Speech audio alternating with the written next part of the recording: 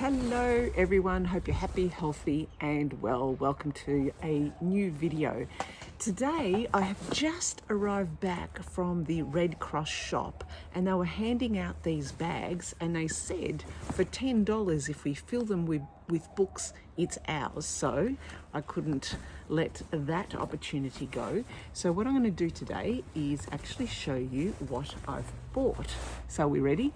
Let's do this. Okay, the very first one is Kutsia, Diary of a Bad Year. You know, I love this author and I usually buy all of his books because I want them in my collection. And given that he was there on the table, in the bag it goes. So what is this one about? It's about an aging writer who fills his journal and he has opinions about everything. He's challenged by Anya, the smart, irreverent young woman he hires to type his notes, and Anya's boyfriend scorns the writer and schemes against him. With its three simultaneous voices, Diary of a Bad Year is not only a novel about loneliness, friendship and the possibility of love, it changes the logic of reading itself. Very interesting. I never say no to Kutsia. Righto, next one.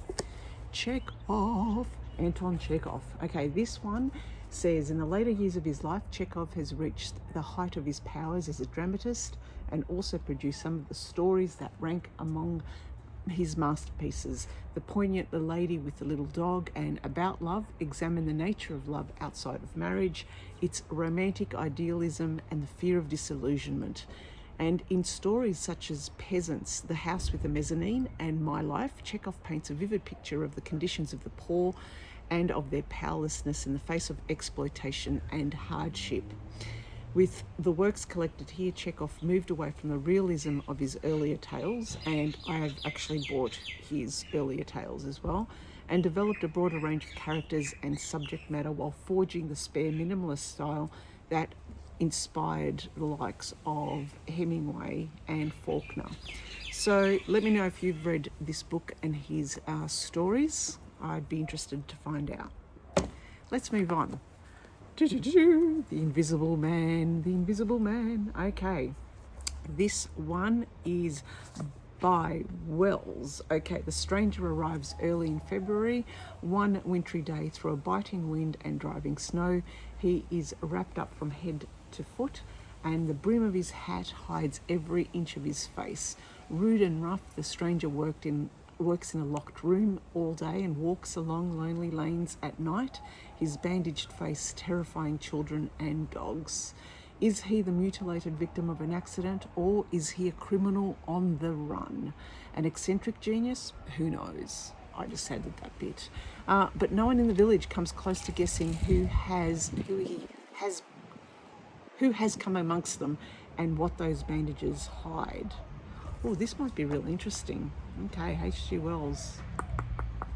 When was this published? 1897. Wow. Okay, there you go, The Invisible Man. Right, next one. Jean-Paul Sartre, Nausea. Okay, I've not read any of Sartre's works, and technically I should have read it in French, but never mind, if it goes into the bag, it was all up $10. All right, so this one, Nausea, is both a story of troubled life of a young writer, Antoine Roquetin, and an exposition of one of the most influential and significant philosophical attitudes of our modern times, existentialism. The book chronicles his struggle with a realization that he is an entirely free agent in a world devoid of meaning. A world in which he must find his own purpose and then take total responsibility for his choices. A seminal work of contemporary literary philosophy, Nausea evokes and examines the dizzying angst that can come from simply trying to live. It's me, I guess. Righto. Maybe something a little bit more interesting. Okay. Steppenwolf, Herman Hesse. Okay, this Faust-like and magical story of the humanization of a middle-aged misanthrope was described in the New York Times as a savage indictment of the bourgeois society But as this author notes in his edition, Steppenwolf is a book that has been consistently misinterpreted. His self-portrait of a man who felt himself to be half human and half wolf can also be seen as a plea for rigorous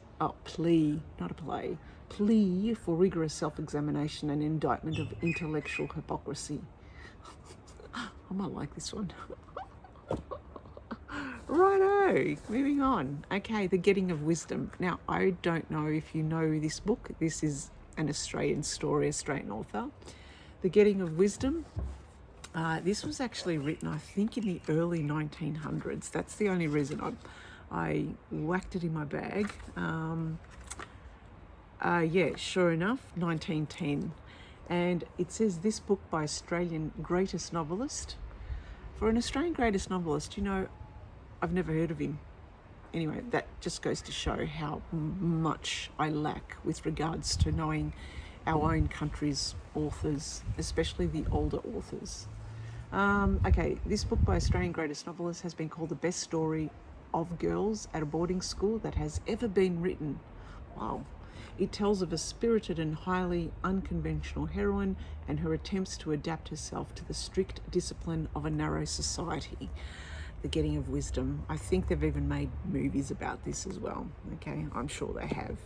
Now, the next one is this one, I Capture the Castle by Dodie Smith. Now, the only reason I got this one is because I was in an actual bookstore, a bookstore selling new books, and whenever I go into a bookstore, I always first go to the classics, and in a classics section there was this book, not in the same cover format, but this format makes it look as if it's just something that you would find out of a I don't know, the $5 basket or something. But yeah, but in the classic books, this was there, and because I saw it at the Red Cross Society, I thought if it was in the classics in the good bookstore, then in it goes into my bag. So let me know if you have read this book, because this book was published in 1948, just after the war, and it is about the journal of Cassandra Mortmain, an extraordinary account of a life with her equally extraordinary family. First is her eccentric father, then there is her sister Rose, beautiful, vain and bored, and her stepmother Topaz, what a nice name, Topaz, an artist model who likes to commune with nature. And finally there is Stephen, a dazzlingly handsome and hopelessly in love with Cassandra. In the cold, crumbling castle, which is their home, Cassandra records events with characteristic honesty as she tries to come to terms with her own feelings. The result is both marvellously funny and genuinely moving. Now, I think this was Dodie's very first book, written in 1948, as I mentioned, about this 17-year-old girl. So it'd be really good to get, I guess, the thinking of a 17-year-old girl post-World War II. So I'm looking forward to reading this. I think it could be a young adult book. Righto, continuing on, Stoner, a novel. This is one I wanted to buy outright, but given I saw it at the secondhand bookstore, in it goes. I cannot believe I got all this for $10. Right, Stoner enters the University of Missouri at 19 to study agriculture, and later he becomes a teacher. He marries the wrong woman. Oh, already this is getting interesting, okay? His life is quiet, and after his death, his colleagues remember him rarely. Oh my God, this is sad. Yet, with truthfulness and compassion and intense power, this novel uncovers a story of universal value. Stoner tells of the conflicts, the defeats and the victories of the human race that pass unrecorded by history, and reclaims the significance of an individual life. Oh, I think I'm gonna like this one. A reading experience like no other, itself a paean, I don't even know what that word is, to the power of literature. It is a novel to be savoured. But get this, the testimonials, the recommendations are by Julian Barnes and Ian McEwan, even Nick Hornby. Now, if you've got those three writing about this book, then it's got to be good. So look, even it says, the greatest novel you've never read. I've not read it, but I'm looking forward to reading this. Okay, moving on. Now this one, okay, this is different. I wouldn't normally read her books, but she has such a good rap. So I thought, sometimes you need to just get a book that you're going to enjoy. And I got Tracy Chevalier, Remarkable Creatures, and this one is about Mary Anning, who may be young and uneducated, but she has the eye. Scouring the windswept Jurassic coast near Lyme Regis, if I said that correctly, she finds the fossils nobody else can, making discoveries that will shake the scientific world of the early 19th century. But science is a male-dominated arena, and there are many who disapprove.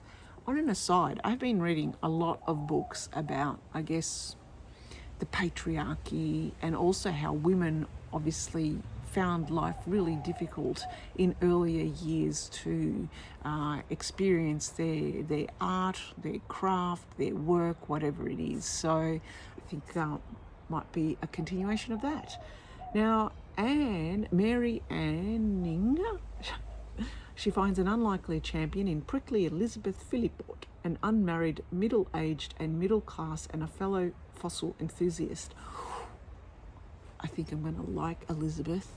If they can weather differences in their age and standing and overcome professional envy, will true friendship prove the rarest find of all? And Telegraph says this is triumphant.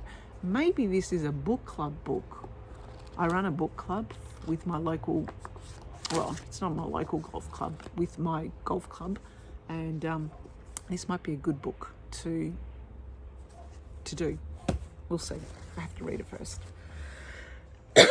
Okay, out comes Richard Flanigan, Australian author, Booker Prize-winning author, and he's also written a book that's currently out at the moment in Australian bookstores, and the name escapes me, unfortunately.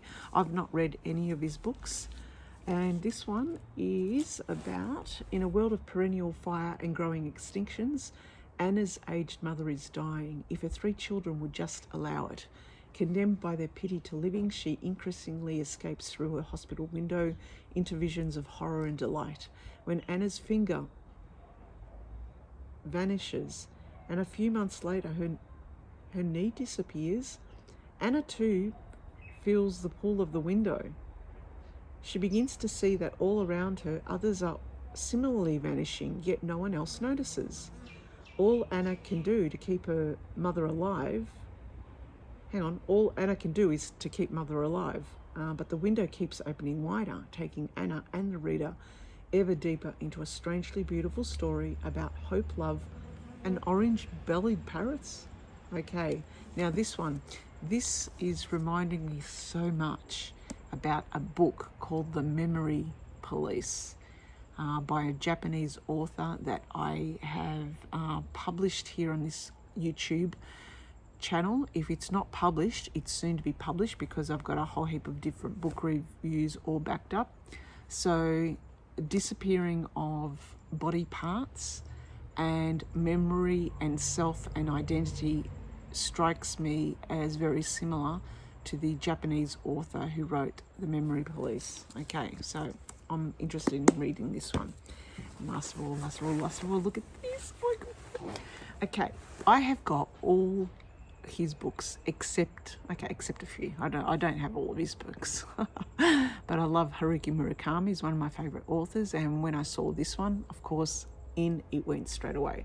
This is A Wild Sheep Chase, and his life was like a recurring nightmare, a train to nowhere, but an ordinary life has a way of taking an extraordinary turn.